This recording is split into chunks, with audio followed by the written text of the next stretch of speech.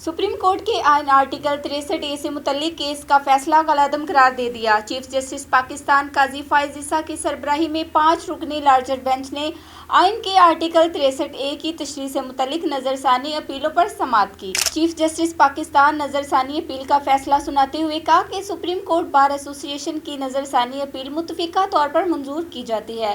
Case का तफसीली फैसला बाद में जारी किया जाएगा। जस्टिस काजी फाइज ईसा का कहना था, आर्टिकल 63A की तशरीह के केस पर जस्टिस मजहर आलम का इख्तलाफी नोट 30 जुलाई को आया, जबकि बेंच अक्सरियत ने तफसीली फैसला 14 अक्टूबर को जारी किया। जस्टिस मजहर आलम को अपनी जिम्मेदारियों का एहसास था। जस्टिस जमाल मंदोखेल ने रिमार्क्स दिए कि अक्सरियती फैसले में कहा गया कि वोट डालने और शुमार होने में फ़र्क है। क्या आइन में वोट डालने और शुमार होने का फ़र्क लिखा हुआ है? एडिशनल अटॉर्नी जनरल ने अदालत को बताया कि आर्टिकल 63A पर फैसला तजादात से भरपूर है। एक तरफ कहा गया वोट बुनियादी हक है, साथ ही बुनियादी हक पार्टी की हदायत पर ख़त्म भी कर दिया।